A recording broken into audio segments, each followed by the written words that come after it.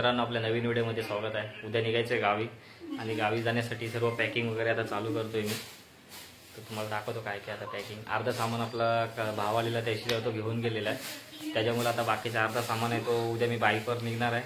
आणि उद्या मुंबई गोवा हायवेचा रोड कसा काय ते तुम्हाला नक्कीच बघायला भेटेल। तर तुम्ही निघणार असाल गावासाठी तर तुम्हाला कळेल रोड कसा काय आहे ते। उद्या 3 वाजता मी निघणार आहे आणि आता तुम्हाला दाखवतो पॅकिंग वगैरे कसं काय करतोय गावी जाण्यासाठी।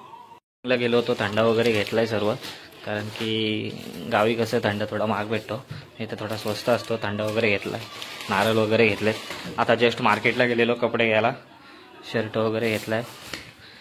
आता ही पॅकिंग वगैरे करायची आणि सर्व आता एवढं गाडीवर सर्व सामान घेऊन जायचं आहे। खूप टेन्शन आलंय कसं काय न्यायचं तो, पण न्यायला तर लागणार आहे। करते तिला सांगितलं पॅकिंग वगैरे कर व्यवस्थित, कारण की उद्या गाडीवर आपल्याला जायचं तर सर्व व्यवस्थित घ्यायला लागेल, काय विसरायला वगैरे नको। नाहीतर विसरलो तर परत काय येऊ शकत नाही, कारण की 5 दिवस गावीच राहायचं आहे। तर तुम्हाला गणपतीच्या व्हिडिओसुद्धा बघायला भेटतील, आपल्या गणपतीचं आगमन वगैरे, विसर्जन वगैरे सर्व व्हिडिओ तुम्हाला बघायला भेटणार आहेत आपल्या। उद्या म्हणजे आपली व्हिडिओ गावी जाण्याची येणार आहे, ती पण तुम्हाला बघायला भेटेल। आता इथे पॅकिंग करते, सर्व बसते काय पॅकिंग? टेन्शन आलंय कसं काय गाडीवर एवढं सर्व काय नाही। आता ही एक बॅग आहे, ही दुसरी बॅग।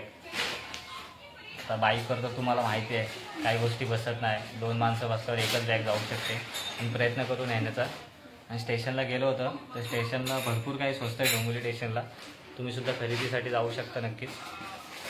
वगैरे नव्हता तर आता रेनकोट वगैरे घेतला स्टेशनला जाऊन। रेनकोट वगैरे नव्हता तिला, कारण की बाईकवर जायचं तर तुम्हाला माहिती आहे पाऊस वगैरे आला तर भिजू शकतो। तर आता उद्याची पॅकिंग आता झालेलीच आहे, सर्व पॅकिंग झालेली आहे आपली। आता टाल पण घेतलेत आरतीला, टाल वगैरे नव्हते। आणि आता सर्व पॅकिंग आपली रेडी आहे। आता गाडी पण वॉश करून वगैरे ठेवलेली आहे आणि जाताना उद्या पेट्रोल वगैरे टाकेन। मग आपण उद्या 3:30 पर्यंत इथनं निघू। इथनं मुंबई टू रोहामध्ये जायचं आहे, कमीत कमी 1.5 तासाचा प्रवास आहे, 1.5 ते 2 तास। आणि ट्रॅफिक नक्कीच भेटणार आहे आपल्याला रोडला। ट्रॅफिक भेटली तर कमीत कमी 3 ते 3.5 तास तरी जातील गाडीमध्ये, कारण की रोड पर भरपूर खराब आहे। आणि आपल्याला समजेलच आता रोडची काय कंडिशन आहे रोहाच्या। तर नक्कीच तिला जायचा आनंद हा वेगळाच असतो, तुम्हाला तर माहिती आहे, कारण की गणपती वर्षांनी येतात आणि गावी खूप मजा असते। सर्व मुंबईवरून गावी येतात गणपतीसाठी, खूप मजा करतात। आपण सुद्धा मजा करू। आणि गावचं वातावरण आणि मुंबईच्या वातावरणामध्ये खूप फरक आहे, तुम्हाला माहिती आहे। इकडे खूप गर्दी, केमिकल वगैरे भरपूरच आहे। तर आता उद्या गावी जाऊ, खूप मजा करू।